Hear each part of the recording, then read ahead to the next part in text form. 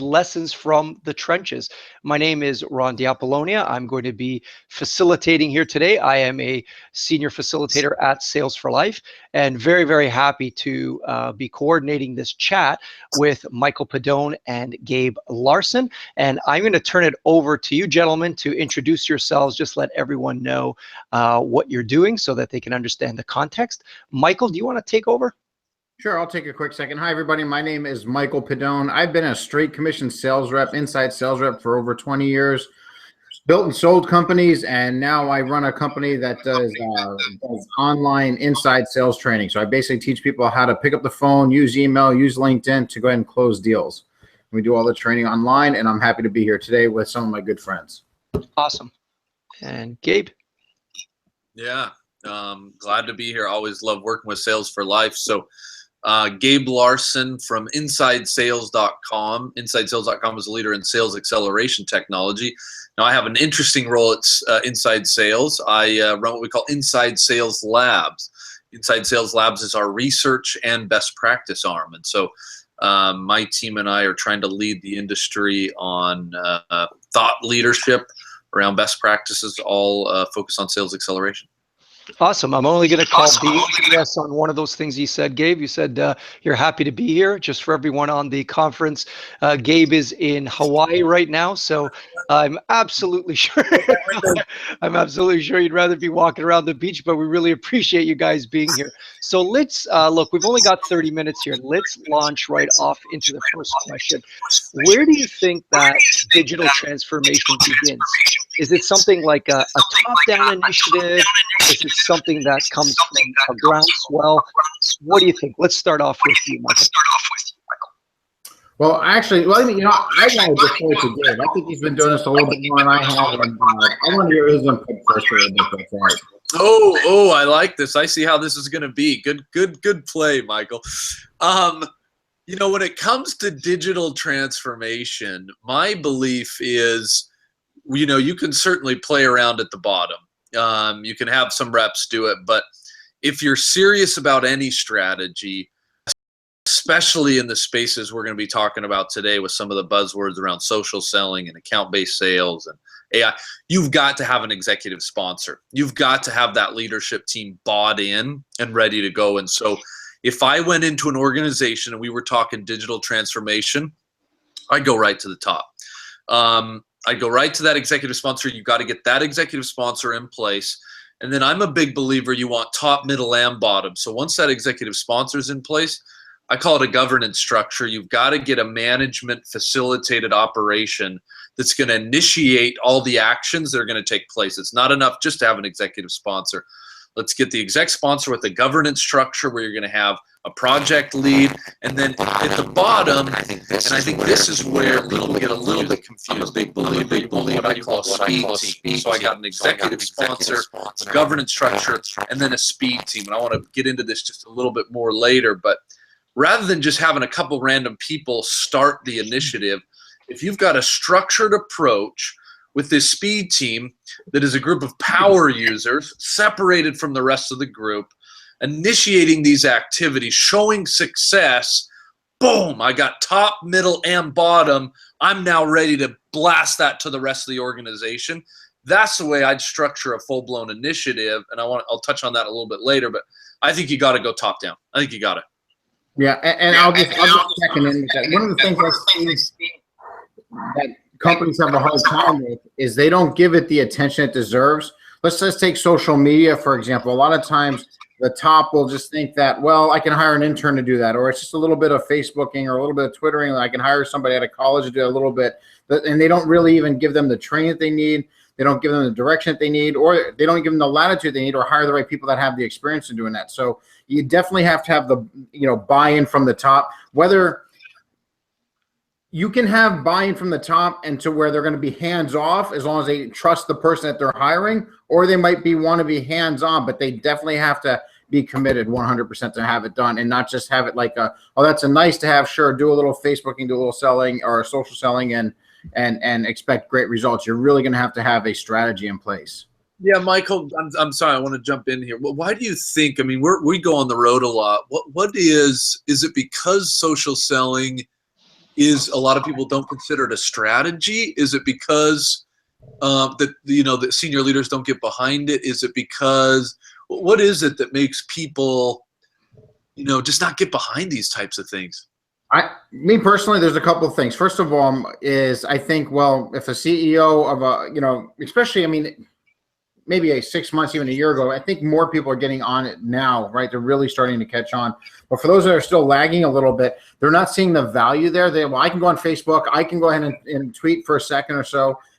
Especially if it's a mid-sized, a smaller to mid-sized company. Obviously, your enterprise companies, they're already ahead of the game a little bit, right? So it really depends on the audience that you're talking about as well. I mean, if you want to play with here's one. Let me just back up for a second. I've been a rep for 20 years, right? When I got into sales, for me to generate my own leads, it consisted of me getting a Yellow Pages phone book or a White Pages phone book, right? And you opening it up, because to get other hot, warm leads, you would have to buy radio spot ads. You'd have to buy TV commercials. You'd have to take out full page ads to generate inbound leads. So you didn't have that option as a sales rep to generate those kind of leads. You just have to learn how to pick up the phone and a phone book. Well, now with all the tools that are out there, I almost have the same power as some of the big boys without having to have that big budget. Between LinkedIn and Twitter and Facebook, you could do it. But the point is this, back to your question earlier, is if it's a mid-sized company and they're an owner of a mid-sized company and they're thinking, well, I could tweet a little bit here or I could do Facebook, they're not really recognizing the value that the inbound leads that thing can generate. And so them thinking they can hire their intern or their niece or whatever to do it and not have a strategic strategy, it's going to fail. Well, it's interesting because I almost feel like when it comes to a social or digital strategy, I think a lot of leaders don't know what to do. Almost like, we ran a survey. Let me just do a quick analogy. We ran a survey. We asked top leaders about AI, and we said to them, what do you think about it? 20%, so 1 in 5 leaders said they don't understand it. Now, that was on a survey that they just, they probably wouldn't admit that face to face, but I feel like the same thing's going on with social. It's hard to get behind something I don't really understand. There's a lot of tools, a lot of buzz, a lot of tweeting, a lot of Facebooking, a lot of I don't know what I think is going on. And so I think maybe that's a problem that leaders have a hard time getting behind it because, in the sales process, Michael, you coach it all the time. I'm seeing it behind you, right? You got a 6-step process for your sales, and it's built into our CRM. Social, it's my guys are goofing around on Facebook. Right. What? Yeah, we were talking about this at the office the other day. It's funny that, I think there's a lot of misunderstanding on what social really is. And so if you don't understand it, you think it's exactly that. It's just people, goofing around on social. But we were talking about being at a party and people ask you, what do you do? And you say, well, I train people on social, on social selling. And they, you got to go 3 more layers. They go, what's that? Well, you teach them how to improve revenue by using social tools. And well, how's that? And we were just talking about it the other day saying, there's too much explanation going on. People don't understand what it is and exactly the kind of ROI that it generates. And I think that's the problem.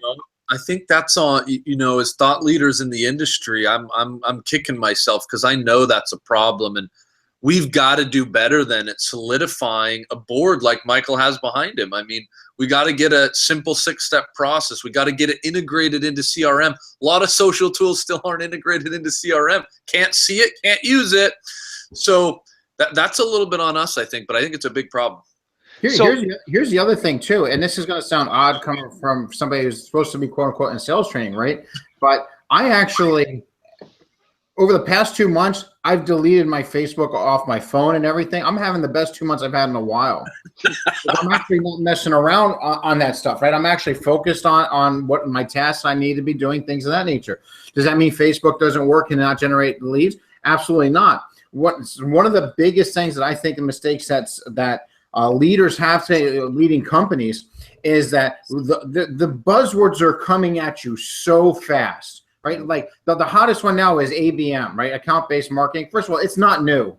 It's just a new label. Right. It's just a new label. The smart salespeople have been doing that for 20 years. Digging deep, learning who the people are, getting everybody involved. But it's a new label. It's a new flavor of the month. Get it. no problem. But the point is, this is back to the social thing. I don't really call social selling. I've gone back with a couple of people on this before. Social selling to me is really just social. I think it should be called social marketing, because what you're really doing is you're using the tools to get your word out and get the conversations going, and to generate people as a magnet to you, right? So you're bringing in leads that way. You can bring in. Now the salespeople need to know how to handle it. Just because somebody through social contacted you now, that doesn't mean they have their credit card in hand and waiting to buy, right? And I think that's a step a lot of salespeople make them misunderstand. They're thinking, oh, they're ready to buy, so they skip so many certain steps. The problem is it took a lot of time and energy if you add up the cost of all the marketing tools that are out there, the digital transformation tools, and the people to generate that one lead, and then you put it in the hands of somebody who's not prepared on how to properly ask the right questions, find the right hot buttons, really identify if they're the real decision maker, to know what to do if they're speaking to somebody in real time and they recognize they're not a decision maker. What do they need to do? All those things. If they're not properly trained on that, and the marketing and the digital side of things, that lead still falls through the cracks, just like it would have 20 years ago if they spent $100,000 on radio spots to drive leads in. If that salesperson doesn't know how to handle it, that cost of lead goes up. Right. So actually, if you think about, the leaders that are watching you guys now, right? So they've got this tremendous pressure on quota. They've got a tremendous pressure to, get the right salespeople, get them trained, get the leads, get the pipe going, conversions. They're worrying about so much. And in the background, we hear social selling, we hear account-based everything, you hear AI, you hear customer advocacy. There's no shortage of technologies and emerging apps that are popping up everywhere. So where does a leader get started? I mean, we used to have a saying, a confused mind doesn't buy, right? I mean, they're standing there. I have this feeling that they're standing there like deer in a headlight saying, good Lord, like, what do I do? What do I do? What's your advice, Gabe?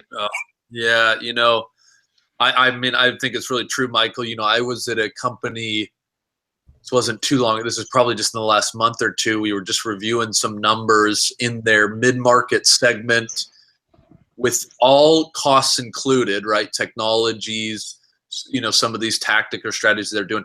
67 cents of every dollar was basically eaten up in cost of sale. That's a problem. I mean, that's a problem. Now that's part of the reason, that part of the way they're structured. Tool overload. I mean, tool overload. And I come from a technology company, right? So I think it's a big problem. I mean, if you go after every shiny object, I think you're going to be in a really bad spot. And so I am about, getting to kind of that Zen moment where you got to put everything aside, and I go back to process. I'm such a process fanatic. I've now mapped over, a couple hundred processes. I got a bunch hanging on my wall at home. I'll have people just randomly send me their sales process. But, I love the mantra people, process, systems, right? If you can get that process, you map it, you figure out where your strengths and weaknesses are. And a lot of senior leaders don't want to do it, and I don't expect them to do it. But if you can't visualize what your strengths and weaknesses are, you're not going to know where your deficiencies are basically at. So do I need a tool here? Do I need more marketing here? Am I not getting enough leads there? So I'm a big believer, cut all the noise, start with the process, then get good people, then let's start talking about systems and strategies. And so I do think it's a problem. Map your process, figure out your weaknesses, and start there. That's right. And on that same note, I steal a page out of Stephen Covey with 7 Habits Highly Effective People, right? If you've never read that book, it's phenomenal. Is actually one of my top 3 books has actually been most impactful to me. But one of the things I take out of that book is begin with the end in mind, right? What's the end result that we want? So it's this, you begin with the end in mind, then you work the system backwards, and then you start at the beginning from there, and start knocking things out. With that being said, all the new shiny objects that are out there, I'll give you, everybody that's listening, let me give you a firsthand example. So I'd say about 8 months ago, we were going to move to adding to where we could have emails. If I call somebody, I leave a voicemail, I'm going to send an email to my process, but then I would have a task set up the next day at a certain time, a period where I was going to call them a second time. Well, there's this email tool out there. There's a couple of them out there that will automatically either schedule the task for you or will automatically send out that second email for you. So we were looking at that, and all of a sudden production went down a little bit because you're playing around with this. You got to figure it out. And then what you got to be careful of is not take something new just because you read it in a book or you've seen somebody else saying they're having success with it, and then automatically say, I got to jump on it, and you spread it out, across everybody, and all of a sudden production can go down a little bit. You're better off, in my opinion, a lot of times taking it, testing it, get the bugs kinked out, modify it. The tool should work for you. You shouldn't have to work for the tool. And then you get it to adapt to you. And then once you get it in place, then start rolling it out. Yeah, and if you can stick with it, I see these people, they jump on a tool, they jump on an ABM strategy, and God, I was in San Francisco, they were on, and we were looking to sell our technology. They'd tried two of our competitors, tossed them aside, and then they were going to try us. And I just looked the guy in the face and said, "You got to stick with something, man. Yeah. It's not a tool problem. This is a strategy problem. So a bad plan well executed is better than a great plan not executed, and you're not executing. Just pick something and go with it." Yeah, we have a saying at Sales for Life. So a fool with a tool is still a fool. That's right. I really believe that bringing, elevating the industry, the sales profession, is about helping salespeople become strategists. And then figure out, well, what tool do I need to implement that strategy? But that's where the success, I think, is going to come from. Now, let me jump to a question I have for you guys. It's sort of, I was going to do this at the end, but I think it's appropriate here. What strategies do you think are essential for a company to be successful today in today's market? What trends do you see that revenue leaders should be considering? Oh. I was just knocking all those strategies. So, I think, again, you're going to hear these buzzwords. I think this is a nice dovetail off just what we talked about. You're going to hear these buzzwords of ABM and digital and sales acceleration. Which one of these should you go to? And, for most companies, I think you got to start at the basics. This is where a guy like Michael Pedone just comes in and kills it. Says, you know what, let's just get you selling in a structured format. Let's not get all fancy with tool technology. Let's just get the basics down and start you selling the right way. So I would say go back to the basics. Certainly if you look at your strategy and you need an ABM to part of generate leads, then you got to go for it. But again, you looked at your strategy. You went back to the basics. If you feel like you need tools to really accelerate sales, go back to your strategy, go back to that process, get back to the basics. You feel like you're not selling enough, don't go to tools, go to a guy like Pedone, help you actually start selling more. Now you're, then add tools on top of it, right? So I'm just a believer that these types of buzzwords, these types of things, AI is another one. Like I said, a lot of people don't even know what AI is, but if you don't know what you're trying to solve with AI, right, you're not going to get any benefit from it. So let's get the basics down, get the process in place, get the strat, then add AI. And I tell you, AI, we're a company who offers it. It'll take you double, triple where you were. But if crap in, crap out. So unless you got the foundation, you're not going to be in the right place. I look at it this way, as more of an analogy, right? You can have the best technology in the race car in the world, whether Ferrari, Lamborghini, Audi R8, whatever, right? And if you don't know how to drive a high performance car, it's still you're either going to wreck it or you're still not going to win the race, right? So it's kind of the same thing with the sales tools. So you got to get back to those basics. By the way, Gabe, thanks for the plug. You definitely got to get back to the basics and then add the tools on there. And the other thing too is the tools, like I said, the tool should work for you, and it's not going to be in every situation sometimes, right? Sometimes I teach sales reps to have a tool in their tool shed. Pretend they're a mechanic. They're working on it. Okay, you're in a particular situation. Maybe it's a particular type of lead type you're going after, particular vertical. This is a strategy you use, right? These are the tools you would use to help facilitate that. Sometimes you might have to adjust a little bit, but they need those basics. They need that foundation, and then they can add on top of it from there and accelerate from there. Yeah, two quick things to add to that. One thing, I had this client, Michael, tell me, look, I don't want the Ferrari. I just want the wheelbarrow. Yeah, that's true. Sometimes you got to just push the wheelbarrow. But I love the idea of having somebody go through it. You know, you need to know how to do it on your own first. You need to know how to sell first. You need to know how to run a cadence first. Then you can put a tool on top of it to really optimize it. I was in a client here in Provo. They had a great strategy, a fantastic cadence strategy that they built out. They had everything working on it. They just wanted to take it to the next level. Boom, our technology came in. We double it. That's the kind of stuff that I love because the reps understood it. They understood some of the principles of, like Michael Pedone, what takes a good email? What is a good cadence strategy? What is a good voicemail? Then we take technology to take it to the next level. So let me play the devil's advocate, guys. I'm a sales leader. I've got tremendous pressure. I gotta hit quota in 3 months. I don't have time for, building a foundation. That's kind of in the back of my head, in what is really causing this interest for all these tools every 30 days, buying a tool and saying, work some magic. That's what I think. Do you guys agree? Do you disagree? And what's the answer? Gabe, go ahead. Oh man, I have so much it would take an hour for me to say, but go ahead, Gabe. I'll let you go first. Well, I mean, you just said it. You said it in your words, right? I mean, I don't have time to build a strategy. Okay, so you don't have time to get dressed in the morning. You don't have time to put gas in your car, but you're expecting it to run. We just did a study, fascinating study on pipeline management.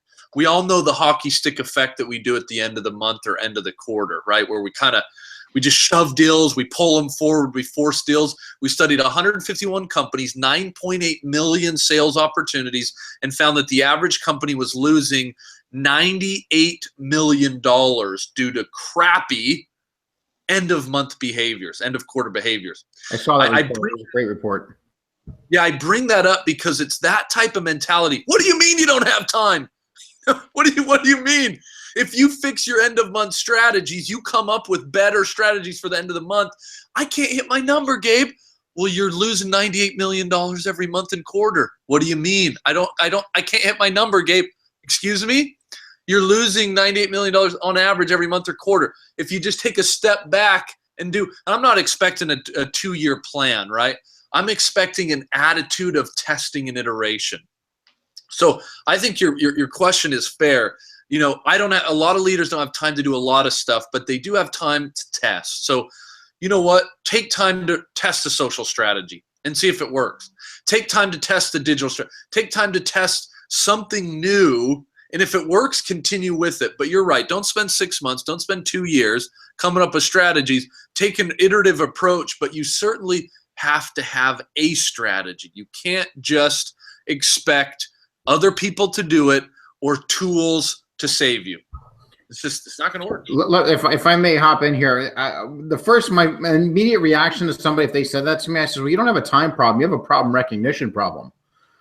You're telling me that you're not hitting your numbers. You need to hit your numbers. You don't have time to do anything else. And okay, so you need to take accountability and realize that, what you're doing is not working. So something has to change in the game plan. So that's the first thing. We need to recognize that if we keep doing what we're doing over and over, we're going to keep getting the same results. So something has to change. So, with that being said, I have to tell you this quick story. I mean, sometimes they have to be told in a way that's going to get them to see that change has to happen if they want better results. Most of the training I do is live online. I have a client here locally. Since I'm back home, I went to their shop the other day. Gabe, I think you'll like this story. I'll make it quick. So I go into their office, meet them the first time. They're bringing all those people, and this one guy walks in. He's a sales rep. Doesn't even look up. He's on his phone. He sits down. Doesn't even look at me. He goes, "So how long is this going to take?" I immediately threw my strategy that I had a whole game plan. I was going to work with them for the hour. I immediately threw the strategy out. As soon as they walked in, everybody started sitting down. I asked how many sales reps are in the organization. I went one by one. How many are in here? How many sales reps do you have? Nobody knew. Finally, the person hiring me goes, "Why are you asking?" I go, "They'll see in a second." So how many are there? They said they had 50. Okay, great. Put 50 on the board. I went to the person that said, "How long is this going to take?" I said, "Where are you in number 1 through 50 top reps? Where are you?" All of a sudden, all the butts got tight, right? They're like, "Uh-oh." And then he goes, well, I'm probably in the, maybe 45. What about you? What about you? Right. So all the people that were in that thought they were hot stuff, when I put out the numbers there, they're in the bottom 50. Here was my point. Sometimes you have to come direct in a way that's not insulting, but lays the cards out on the table. You're not hitting your numbers. You're saying you don't have time. I get you have to be careful. You can't change. There's too much information out there. We were talking about earlier. ABM's a new buzzword, right? Next week it might be something else. You have to pick and choose. But what we do know is you can't keep doing the same thing. So find something that's been working for somebody else similar to you. And then, there's a reason why, Henry Ford, got so successful with that whole process line. Instead of having everybody do everything, start compartmentalizing it. Got a couple of people that are specifically on the social side. You got a couple of people doing the outbound prospecting. You got a couple of people doing the qualifying, however you want to work it. But get that process line going and fine tune it. And I think you're going to see numbers go up. Gabe, I'd like to, I got 4 minutes. Would like to turn this one over to you because I'm sure you've run into this. I'm sure, Michael, you have as well. But how do you overcome the internal resistance when you're trying to implement some of the strategies? Yeah, this is kind of where I wanted to jump into that speed team concept, right? So a great change management model, again, has an executive sponsor who's bought in, ideally doesn't delegate, stays close to the project. Then you've got this governance structure that includes the operations kind of committee that runs it on a day-to-day, week-to-week basis. But the key I've always found is this concept of a speed team, right? And if at all possible, we took a client live in Southern California. You take a group, 10 reps. Let's say we got 50 reps on the floor, 10 reps. You literally take them out of their comfort zone, put them in a different place in the building if you can.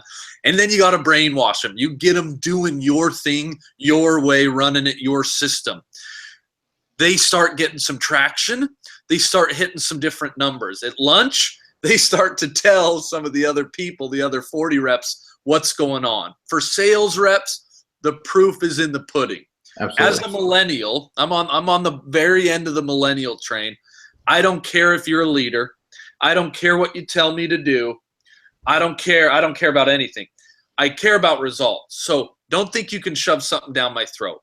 If it works and my buddy is getting double the sales, I'll do it. If not, I will not do it. So this concept of a speed team, taking a group, getting them going, showing results, getting the rest of the organization jealous, I'll tell you what, 10 out of 10 times, that's going to get the whole company adopted. But this idea of buying a technology or buying a new mantra and saying everybody has to do it, I don't know, maybe 2 out of 10. You get a 2 out of 10 kind of, results. We're salespeople. Results speak more than anything. Yep. Michael?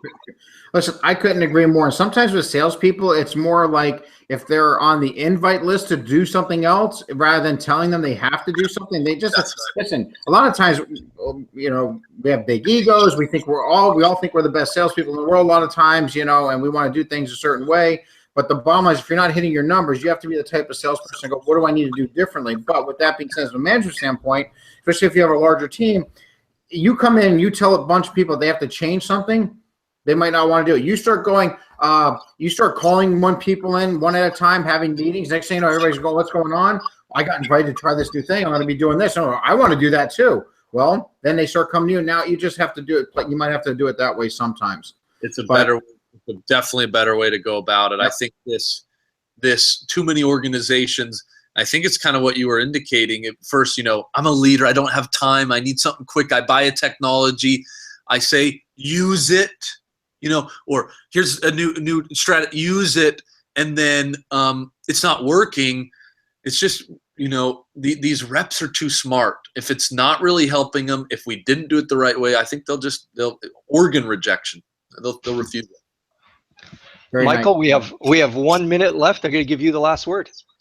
Listen, I think what you have to do is you have to have some realistic expectations. When I say realistic, I'm a big believer in dreaming big, right? So, but you have to instant success a lot of times, getting a new system, Maybe you don't have a system like Inside Sales and you want to try it, and then don't expect in 1 week or 2 weeks all of a sudden to see these great results. Or if you're going to put your team through some training, you should see results right away in the sense of they're getting better with every call.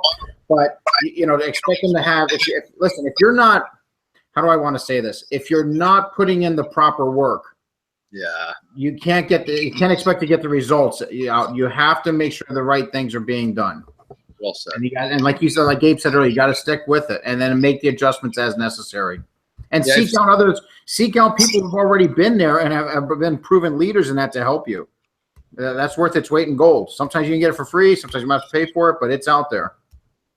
Gentlemen, thank you very, very much. Gabe, Michael, that was absolutely awesome. I hope everyone watching got some fantastic insights on this to the beach. session. Back to the beach. God, Gabe, enjoy the beach, man. We're waiting for another snowstorm on Thursday, so have a blast. Michael, Gabe, thanks very much. Have a good one, guys. All right, Bye-bye. take care.